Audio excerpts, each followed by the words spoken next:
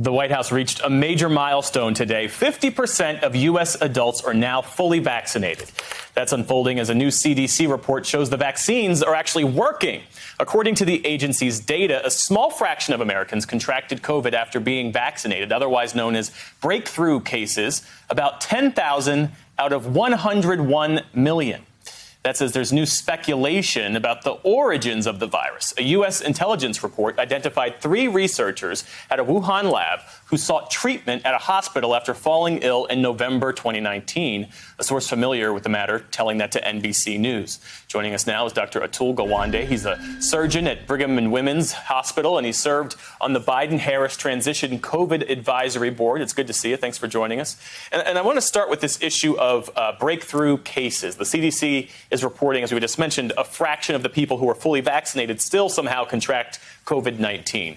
How does that happen, and what does it mean as we are, it looks like, turning the corner now from this pandemic?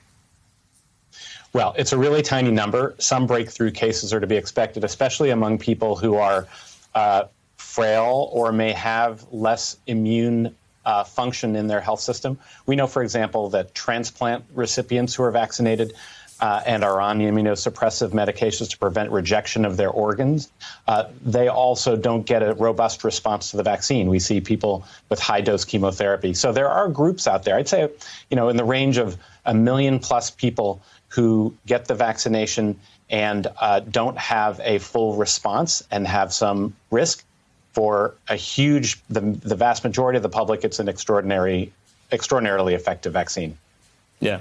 But let's talk about the origins of COVID-19, which are under closer scrutiny now, because what was once a conspiracy theory about the virus escaping a lab in China is now on the front page of the Wall Street Journal. So what do you make of the connection between these sick lab workers and the possibility that the virus was not naturally occurring? Well, so there's 2 things to separate here.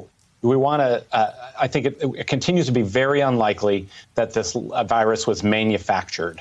However, we know that bat coronaviruses that were new coronaviruses were kept in the Wuhan Institute for viral studies, and it has become credible that an accident may have led to an infection in that in the workers that may have gotten out. It still has a lot of questions about whether that's true, but it's gone from being a conspiracy idea that there is an intentional creation of a virus to perhaps an accident letting a new virus that was in storage there get out. Do you think the U.S. government discounted this theory too soon? Dr. Fauci says it's imperative to investigate. I do think it's imperative to investigate. I think that the government did not dismiss it too soon when it was a question of, did the Chinese manufacture this virus in their facility? We don't see the signatures to indicate something like that. However, the ongoing push to get the WHO to work with the Chinese to open up investigation and access to data about what might have happened when is turning out to be an important push. Dr. Atul Gawande, thanks for your insights as always.